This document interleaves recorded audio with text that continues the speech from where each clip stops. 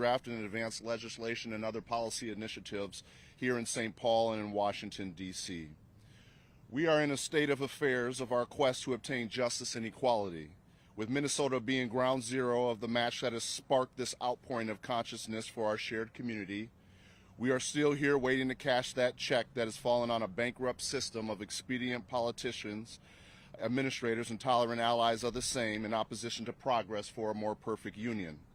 For far too long, we have been victims of this plague, and we're here to say no more.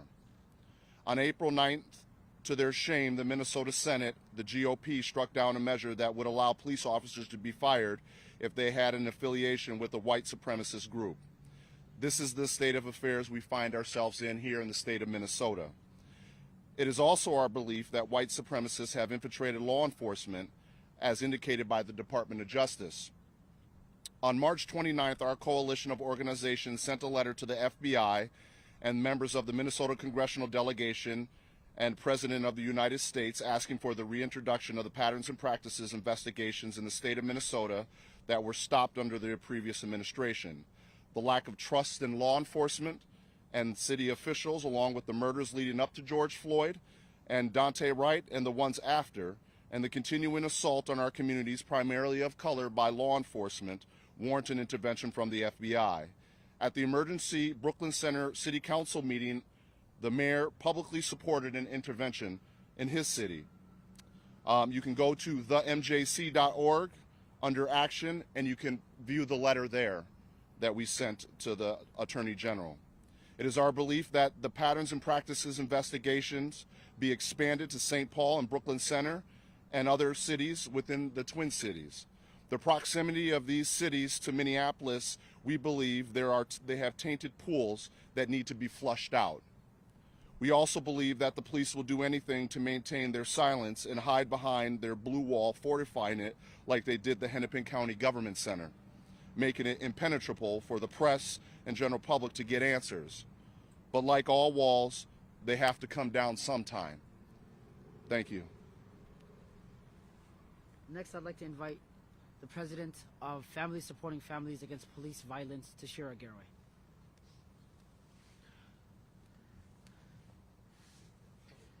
As we celebrate the victory of Derek Chauvin being found guilty yesterday, we must understand that there has been over 470 murders at the hands of law enforcement here in the state of Minnesota. We also celebrate the fact that the DOJ is taking time to do an investigation on the Minneapolis Police Department. But we also know that the Minneapolis Police Department is not the only department that is guilty for these murders. We need the investigation to spread out amongst Minnesota, particularly the St. Paul Police Department as well. There is blood on the hands of many police officers here in the state of Minnesota, as well as the BCA, as well as the county attorneys, as well as the forensic pathologists. They have worked together. Our families have watched them work together to cover up murder after murder after murder. And it's time for it to stop. It is time for the people that are in the political seats to stand up for what is right. And if we cannot ask them to do that, then we have to call in other people to force them to do that. So we are asking for an investigation of all police departments around Minnesota, but particularly in conjunction to Minneapolis, we need an investigation into the St. Paul Police Department as well. Thank you. And next, I'd like to invite the father of Dulal Eid, Bayle Giller. Okay, well, thank you. Well, okay, my name is Bayle, B-A-Y-L-E, and my last name is G-E-L-L-E. And I am Dulal Eid, his father. They was to kill my son December 30th last year in Holiday Gas Station. But the police brutality, what they was saying, so many lies. They was saying it was his girlfriend was in the car. And second, we knew that she's not. And they was saying it was a police undercover who was with the car with him. Then they was saying it was a snitch, okay, a woman who was working with the police. She was in the car. And first time they was saying there's no anyone else who was injured or get harmed. And the last minute they was saying when we asked them, our lawyer, okay, when he was asking them where is the woman, they was saying well, she's in the hospital and you cannot see it. And what we are looking for, justice. We don't need the police brutality to continue to kill our children or kill the people, and still those who will kill my son or will kill the rest of unlawful ones, still they have a uniform and they was doing a service. That's really shameful. We are not insect. We are human, and we need to stand, and we'll never give up until we get our justice. Next, I'd like to invite the president of the Racial Justice Network and civil rights attorney, Nakima Levy-Armstrong.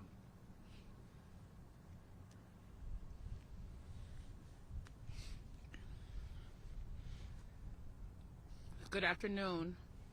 Thank you all for being here this afternoon. I know that many people expected us to rest in the guilty verdict that happened yesterday.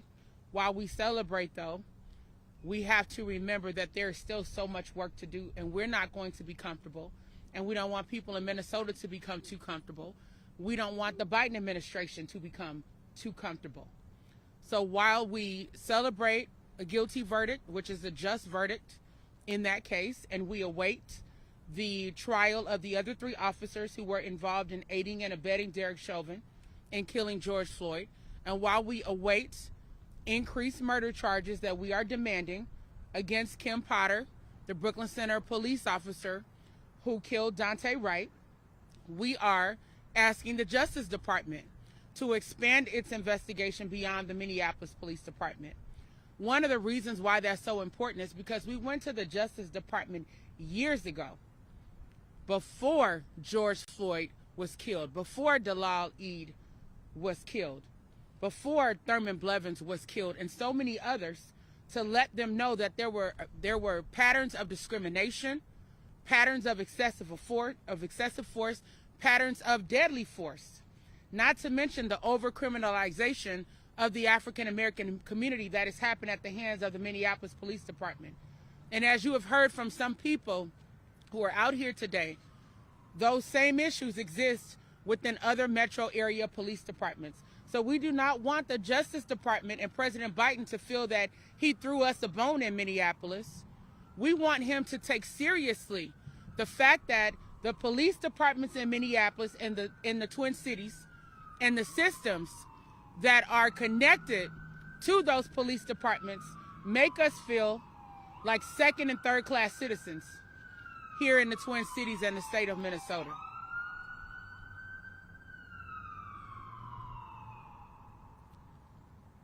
The other aspect to all of this is the fact that while we welcome an investigation into the Minneapolis Police Department, we want to see outcomes. We've had the Justice Department here before. We've had their community outreach team here before. Many of us have spent hours upon hours meeting with these individuals, telling them story after story after story of what's happened in our community, telling them to look at the data that MPD has, and yet there has been no changes. So while we welcome the investigation, we don't have trust in the outcomes. We want to know what the Justice Department is going to do that is different than what they did before, so that there can be some trust. Sorry.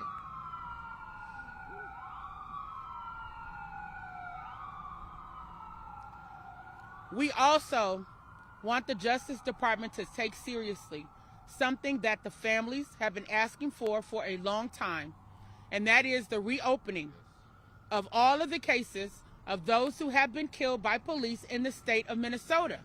Some people may think that that's a heavy lift and a big ask. Well, so did a lot of people when it came to whether or not Derek Chauvin would be convicted of killing George Floyd. But those of us who have been in the streets knew that a conviction was possible, and we would not rest until we got one. The same thing is possible if they reopen the cases, look back at the investigation, look back at the video evidence, witness accounts, etc., because there has been a systemic problem that has persisted for a long time that has covered up murders at the hands of police in the Twin Cities and across the nation. So President Biden, we are asking you to take this seriously. People have invited you to come to Minnesota. We're asking you to move beyond lip service and take action on behalf of the people here. And I would also add to that list the state troopers and the Hennepin County sheriffs in terms of who needs to be investigated for their abuse of residents of color and their behavior during peaceful demonstrations. Thank you. Next, I'd like to invite the Executive Director of CARE Minnesota, Jaylani Hussein. Jaylani Hussein, Jaylani Hussein. Yesterday's victory reminded us what is possible, but we know that what happened yesterday is not happening across this country. Officers who kill unarmed civilians, predominantly black and brown and indigenous, are never held accountable. Not only are they never charged, they're never convicted. And the ratio right now is absolutely horrendous. 7 officers since 2015 that have only been found guilty and convicted of thousands of killings that have happened in the country. This is a major issue. For the first time in a very long time, right now, we are starting to see a change in the shift of what is happening in this country. People are pouring to the streets demanding justice.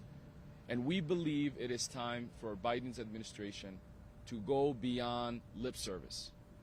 Coming and only investigating the Minneapolis Police Department is saying that I'm only interested in putting out a fire in one room of a 1,000-room building. We need the Justice Department to create a special division that will investigate officer-involved shootings across this country. And I'll explain why. When George Floyd was killed, Hennepin County Prosecutor Mike Freeman refused to bring forth charges. In his earliest statements, he said that he could not find reasons to charge the killer of George Floyd, Derek Chauvin. This is what happened here. It was the people that asked and demanded that the governor appoint Attorney General Keith Ellison, and once that happened, we saw finally formal charges being brought. And yet, throughout this entire process, majority of people believed that it was not going to happen, that we would not get guilty. And the reason for that is the system is actually only supporting killer cops. That's why we need the federal partners to be in conjunction of supporting investigations that are happening against police officers in this country. We need that. They do joint investigations for other cases. It is time for them to do that for these cases and to bring the Justice Department to these streets and particularly to these cases. We will not rest until we get justice, and justice not only inside the courthouse but outside the courthouse. So as others have said, it is important right now that the federal government, which is predominantly controlled by Democrats, who have long talked about the big talk of holding police accountable, to actually hold police accountable. What is important right now for people to understand is police departments across this country, if they are good police departments, they would welcome accountability measures. They would welcome transparency. They would welcome when an officer is doing something outside of what is expected of him to be charged and to be sent to jail. But we have seen time and time again that the police departments are fighting every single policy that we have presented forward. The departments, the police departments, the police associations are fighting every single policy that we have sent forward, which tells us they are corrupt. Because anyone who wants good policing welcomes accountability. But unfortunately, they don't want good policing. They want corrupt policing. They want policing where the county prosecutor will not bring forth. That is why Pete Orbit refuses to bring forth murder charges against Kim Potter. But we know if we hand this case to any other special prosecutor, more than likely, just like in the George Floyd case, they will bring murder charges. And we are hopeful, just as we saw yesterday, that those murder charges will stick. And we're asking right now for the federal government to take this matter seriously, because it is happening on every street and corner in this country. And it's happening to the most vulnerable population of people in this country, black and brown indigenous people, who many of them are suffering from systematic, long oppression that has been caused by the federal government, by state governments across this country. So we call upon Biden, who has been part of the mass incarceration. This is a moment to correct that history. It is a moment to leave behind a legacy of accountability, a legacy that in this country, the United States of America, that police and other law enforcement, including border protection and others, will treat people of color humanely and will not allow police corruption and police brutality to continue.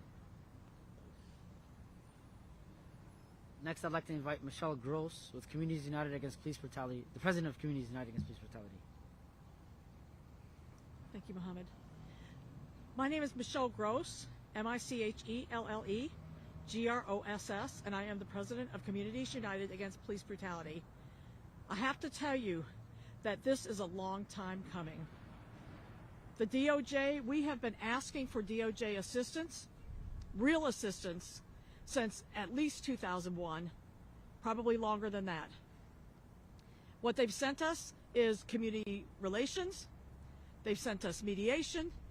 They've sent us, people to do surveys and all of this kind of stuff. And that's not what's needed. What's needed is a real investigation into Minneapolis police policies and practices that harm our communities, but also a real investigation into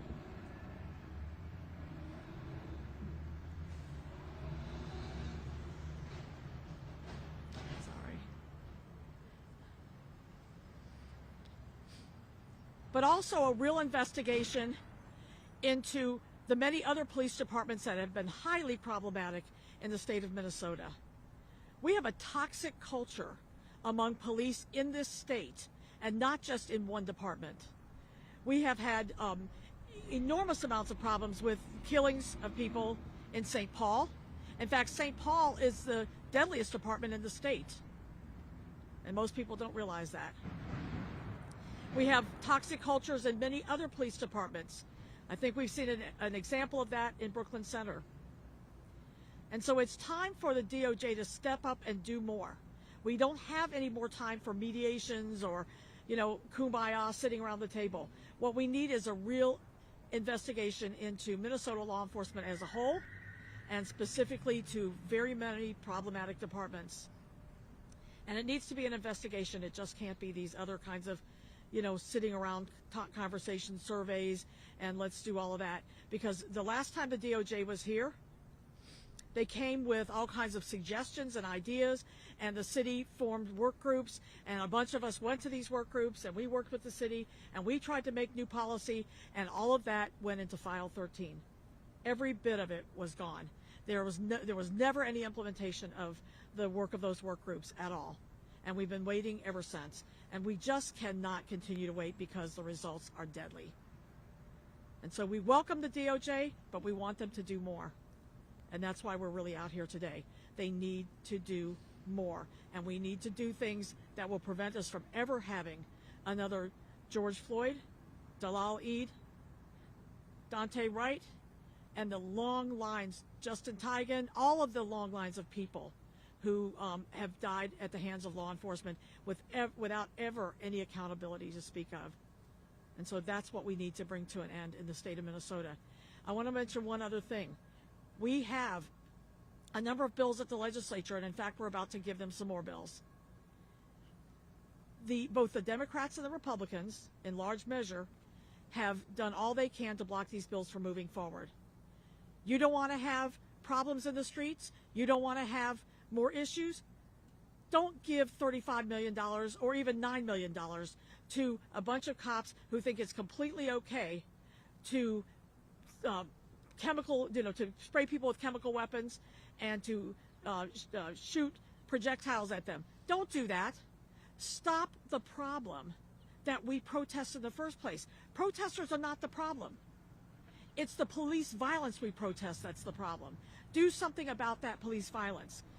Every time we've gone to the legislature, what we get are people saying things like, well, the Sheriff's Association doesn't like that. The MPPOA doesn't like that. The Minnesota Chiefs of Police doesn't like that.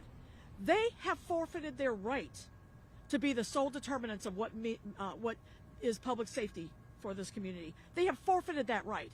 And they forfeit it by trying to cover up for brutal policing, maintain that blue wall of silence, and block any progress. And we're done with that. We need a commitment from Governor Walz. We need a commitment from the rest of the legislature that is not on board with this continued conduct. We need that commitment for them to push our bills forward so that we can clean up this state, clean up law enforcement, and prevent the problems in the first place. And that's what we're pushing for. Between the DOJ and those bills, we need a new type of policing in this state. And we need it across the board, and that's what we're working for. And thank you. Next, I'd like to invite Zainab Mohammed, Community Advocacy Manager with CARE Minnesota. Thank you, and I want to echo what all these community leaders are saying. It should not have to take for George Floyd to be murdered for police officers across the state, whether it's individual cops or departments, to be held accountable. It should not have to take for Dalal Eid to die. It shouldn't have to take for buildings to burn down for that to happen. So not only do we welcome this investigation from the DOJ, but we also want it to go into other departments that are also murdering our communities.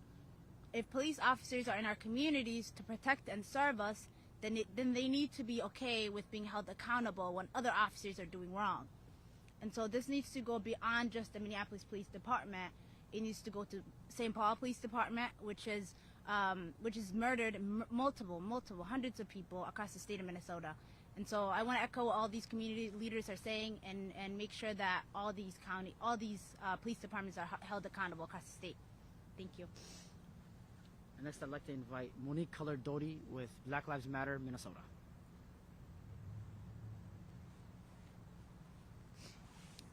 Well, thank you to all the media for being here and caring enough to amplify our calls for justice and for an investigation by the Department of Justice into our local police departments. I'm here specifically to speak about the St. Paul Police Department and asking that the DOJ make investigating the St. Paul Police Department a priority following the Minneapolis Police Department. As was stated earlier, the St. Paul Police Department is the deadliest department in the state of Minnesota.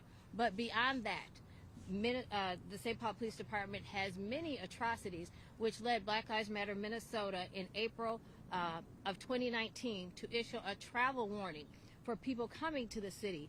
And so this travel warning, people literally could not believe it, but I came with receipts, right? We had dates, we had the names of the officers, we had links to articles, because it is atrocious what has happened. You know, we had even including Ramsey County Sheriff's Department. So St. Paul is in Ramsey County, but the Ramsey County Sheriff's Department does serve another area, but we must include them in this as well, as we saw that there was an alarming video of a Ramsey County Sheriff's correctional officer, Travis Vanderwield, who basically tortured a handcuffed man when he continued beating him.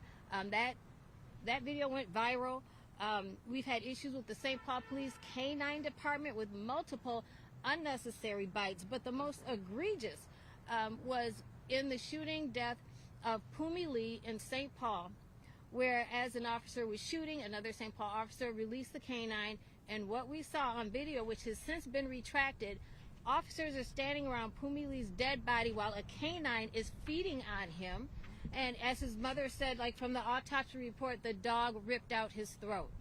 So there were some people who thought Pumi Lee, was dead when he hit the ground, but you cannot holler, you cannot yell when you do not have vocal cords. So that is just one attack by the canines. The St. Paul Canine Unit has continually shown a lack of control of their animals. So the incident of which I just spoke, there was no attempt to control the animal. They felt that they were justified in releasing it and justified in allowing it to what they call get their bite, right? So where they have their dogs just taste blood and feed on a human, right? So I call them vampire canines that the St. Paul police has. And so we've had another incident of a woman who was taking her garbage out of the trash, and unfortunately she already had one arm with a hand on it that she could really use, and the dog, this canine, allegedly broke its leash, ran and attacked her on her good arm. She ended up being in the hospital for 2 weeks, and you can see in the video she's struggling, and the officer is telling her, calm down. Like, it's okay, calm down. Like, her arm, her only good arm, is being tugged by a German Shepherd. So we also had an attack of a black man who's going to work at 2 a.m. when the caller said, there's a group of youth outside, one of them has a gun. Somehow, this black man, who's an older man, he's in his 50s, with salt and pepper hair, all of a sudden is confused for a group of youth. And the dog was released on him, as well as a St. Paul police officer who stomped and kicked him and caused his lungs to collapse. But the canine also gave him permanent injuries to his legs and to his arms. And so that's another incident where the St. Paul canine was not controlled, as well as we've also seen the St. Paul police officer is not in control either. So it just goes on and on and on with these things, and sometimes we get the video, sometimes we don't.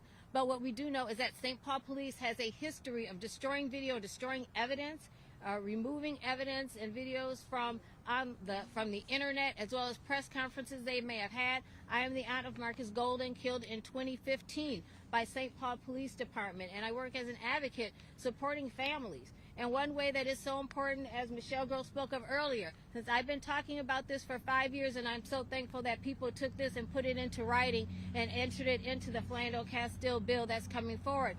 But it is imperative that the families have opportunities to seek some type of restitution for the murders of their loved ones, and this needs to happen by removing the statute of limitations for police homicides. And this is based on what has been done in the past. We saw with the Catholic Church, the statute of limitation was removed because it was a priest who held all the information about the youth that had been molested, right? And so they were able to control that narrative, control the information, and pass the priest from one parish to another. Similarly, police are passed from one department to another. Similarly, police are able to control the narrative and the information that is given out and released. So we have that situation. We also have seen it with, so we saw that here in Minnesota, right? So that's kind of a precedent that was set. But we also have seen it with a couple other church organizations where the statute of limitation was removed. We saw it with the Boy Scouts because they found, okay, we've got some boys who are now adults who had been molested when they were children. And they were allowed to file lawsuits because these molestations had been covered up by leaders of the Boy Scouts. What is the difference? St. Paul Police and other police departments are allowed to kill and control the information, and what's even worse, they're able to control the narrative, so they can create a false narrative, right?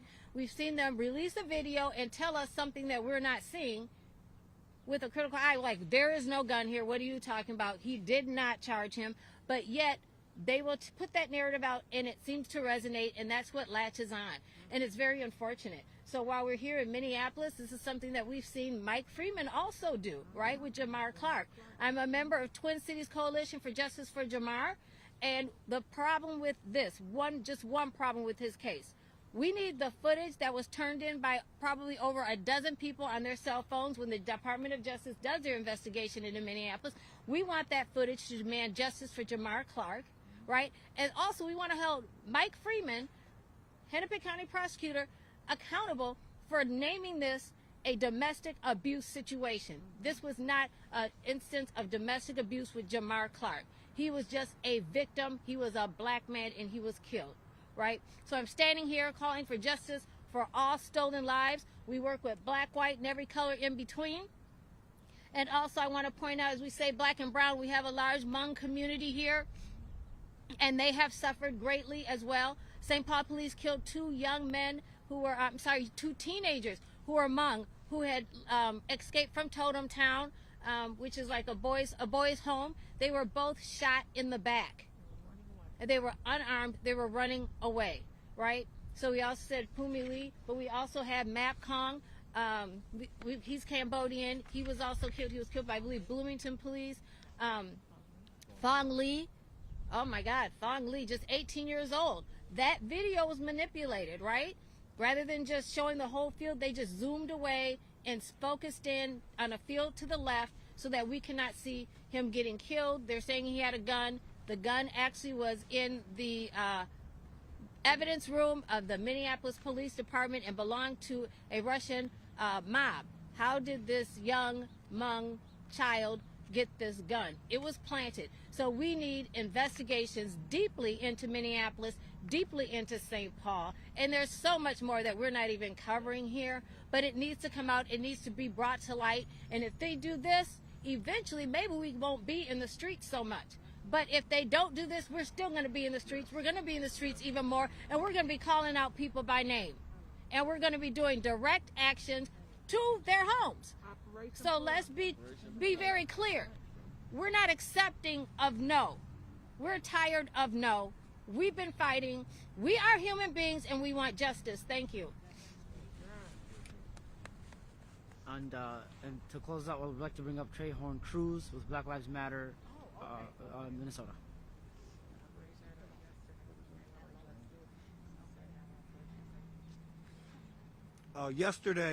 Yesterday we were excited and proud and honored that Lady Liberty kept her blindfold on when she was weighing the evidence.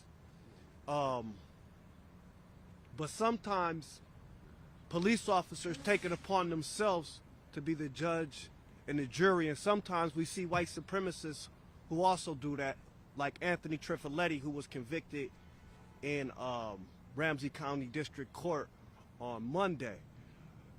So we're here to demand that black people who have been victims of police terror for 400 years begin to receive equal protection under the law in United States courts. The great Tupac Shakur said, America has money for war, but can't feed the poor. So we see that Jacob Fry has money for military tanks, money for 11,000 new cops, money for $1 million fences, but he doesn't have money for youth employment, year-long employment. The city of St. Paul has money for tanks and armor, but doesn't have money for youth employment. We welcome the DOJ's investigation into the city of St. Paul, but yesterday showed us that we have enough laws on the books to send killer cops to prison for life. So we want to see that continue to happen. We also want Joe Biden to sign an executive order to give immediate relief to black communities. Black people voted at over 90% to get Joe Biden into office, yet police departments in Ohio are killing black children. Police departments in St. Paul are killing black people. In Minneapolis are killing black people. So we're calling on Joe Biden to sign an executive order to give immediate relief, economic relief, and criminal justice relief to black communities immediately, beginning with $3,000 a month for COVID relief, ending qualified immunity, establishing the Office of African American Affairs. Yes. Thank you. And before we take questions, I'd like to bring up Representative John Thompson.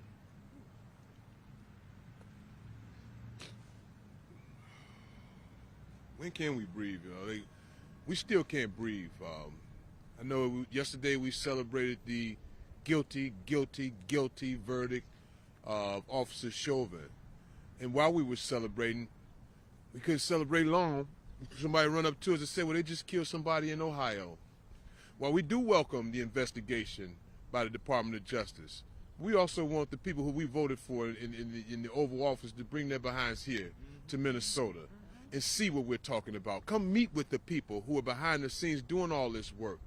You know, it's one thing to send somebody here, but it's another thing for you to come here yourself. So I'm calling on Kamala Harris, who we voted for and we love, and Joe Biden to show up here to Minnesota and show their faces to these families. We don't need a representative from the Department of Justice. We already had that when Philando was murdered, right? We don't need that. And if you're going to do an investigation, wraparound service. Like, do an investigation of the whole Minnesota Peace Officers Association. Do an investigation of the Sheriff's Association, the Minneapolis Peace Officers Association. Because if you know Minneapolis, then you know that the president of their federation had 56 service complaints over his tenure, 11 successful lawsuits, and was involved in 3 police-involved killings, which he bragged about.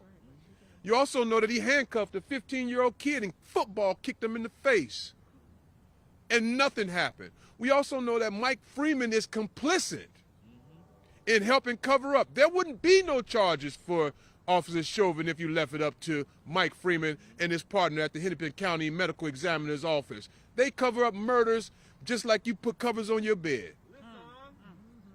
And so when I do welcome the investigation, but I also ask them to come and investigate the doggone Hennepin County Medical Examiner's Office and how many murders he's helped Mike Freeman cover up in this state.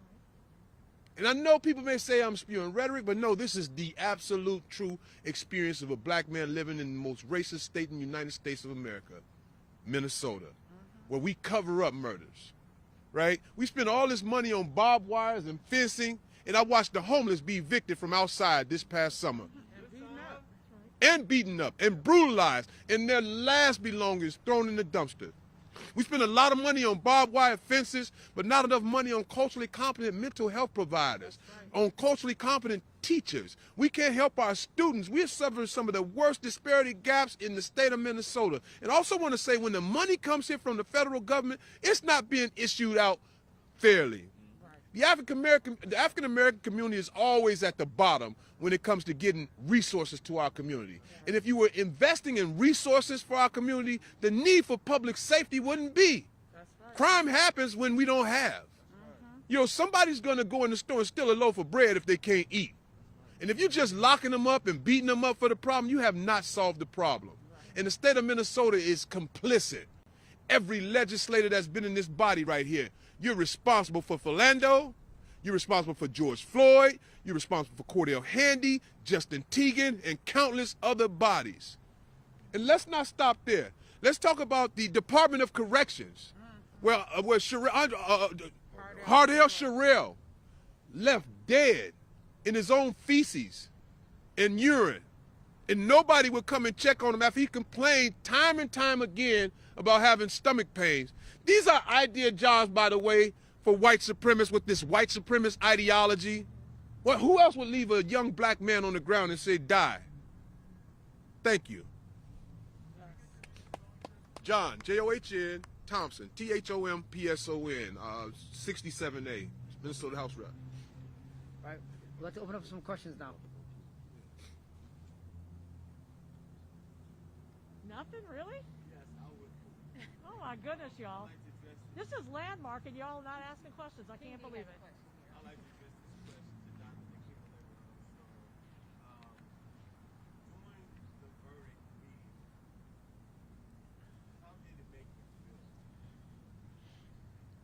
You call me up, you know I'm cold. So I'm like, I'm walking like I'm 95. Honestly, when the verdict was read, I started to weep. And I looked around, there were other women of color in the room with me, and they also started to weep. There were tears of joy in the fact that finally a killer cop was being convicted, but also sorrow that a life was unnecessarily taken and that the world watched a black man being lynched in broad daylight by those who claim to protect and serve. And then I kept thinking, why are we even in this situation? all of the signs and the evidence was there about Derek Chauvin's conduct, his abusive conduct. We've had a woman by the name of Zoya Code who was featured in a New York Times article, and she was a black female victim of Derek Chauvin who was pinned to the ground by him, and she literally thought she was going to die. And she said during one of our demonstrations that she told the other officer who was with Derek Chauvin, "You are following a monster. That man is evil." And that was years ago that happened to her. So we have a significant problem within the Minneapolis Police Department because that culture is still intact. The way that everything was presented was about one bad apple, but this is about a rotten system, and Derek Chauvin is the fruit. But he's only one piece of rotten fruit out of many within that wicked culture. So I was thankful, I was joyful, but also sorrowful that we had to even get to this place in the first place. And we'll be here again unless and until the Justice Department and the other folks in positions of power take their responsibility seriously. I wanted to ask you while you're up there about the direct actions that were undertaken and why you felt that those were necessary, and do you foresee the need for more of that type of action in the future? If we hadn't taken direct action in the wake of George Floyd being killed, there wouldn't be a conviction. They would have swept that entire murder under the rug, as the Minneapolis Police Department already started to do. The only reason that we know about what happened to George Floyd was because of a young black woman by the name of Darnella Frazier, who stood there all that time capturing that bystander video, and the other witnesses who told people in the community. And once that information got to me, I called the chief, and the chief had no idea that his cops had murdered someone. They told him that someone had died in custody as a result of a medical emergency. Can you imagine? We're already in a racially tense environment. We're constantly talking about police brutality, and you try to cover up a modern day lynching on Memorial Day? Yeah, that's exactly what MPD was trying to do. They had already sent out their press release, holding press conferences, bringing forward lies so that the general public would not question the narrative. So that's why we had to take to the streets. That's why we had to challenge the governor, the county attorney, the attorney general, and anyone else involved in decision making in that case. And if we hadn't done that, Derek Chauvin would be still riding around in his police car looking for black people to attack. If I could just add to that real quick. Keep in mind that it was 4 days before Derek Chauvin was even arrested. The video from Darnell Frazier was probable cause to have arrested him on the scene. Yep. Certainly would have been probable cause to arrest him later that day. But he was allowed to run down to Florida, and they had to scrape him back from Florida just to arrest him. The other officers, it was several more days after that before they were arrested. You know, the community does not take kindly to murderers running the streets, and we especially don't take kindly to those murderers when they are cops. And there is no excuses for them to have allowed those officers to roam free in our community without arresting them and bringing them into the system immediately. And if I could just add, if it wasn't for the direct action, I want to follow what Nakima said, but also our youth were heavily involved and have been heavily involved in direct action for this whole year, and our youth are under attack by law enforcement in this country, whether it's Dante Wright, Adam Toledo, Micaiah Bryant. We're seeing black youth, black and brown youth are being murdered by law enforcement in this country, and it has to stop. So we're out here tonight to demand justice for black youth in the United States of America. Also, Desmond Knight was choked out by a White Bear Lake police officer during a raid. So we're demanding that the White Bear Lake Police Department release the footage in that case. Also at White Bear Lake High School, our young black black girls are afraid to go to school because they're being threatened and called the N-word. through text messages and stuff like that. So when And we then talk the about black boy in Minneapolis who was punched by a cop and right. held down by other cops. a black child was punched in the face, this all happened like the same day. A black black child was punched in the face and held down by cops. We got kids being so when we say the whole damn system is guilty as hell, we're talking about our schools, our hospitals, and law enforcement. 6 o'clock tonight is the direct action out here. King D, I want to respond to your question. How did you feel? I did feel I was relieved for the family that they might find some comfort, but I also had to remember those of us who are still facing charges. So we put the demand on Governor Walz to drop the charges from those kettled and arrested following the Breonna Taylor protest. Drop the charges for those kettled, held on the freeway for 6 hours, and then arrested in Minneapolis in November. Drop the charges for those who are at the direct action at Derek Chauvin's house in Oakdale, Minnesota, and drop the charges of those who are out on New Year's Eve downtown Minneapolis. We need those charges dropped. We need our justice too. Thank you. All the Brooklyn Center arrestees as well. It's almost over. All the barbed wire, razor wire, and the fencing and things like that. Did anybody know any type of number how much money the city and the mayor spent to put cops Yeah, on we do. around this whole We do. You do? Yeah. The Minneapolis City Council has said that the amount of money that was spent was $1.65 million. And I want you to think about what that $1.65 million could do. And it could do something a whole lot better than putting Berlin walls around all of our buildings downtown. I also want to add, it's not just 1.6 million, it's the terror that it created. Yes. It's the narrative that it created, that somehow peaceful protesters are the problem, but it's actually the police are the problem. That's right. But history will not be kind to the leaders who made those decisions. And it's time to elect people who are not going to do that. Thank you All all. right, thank you all so much. Thank you.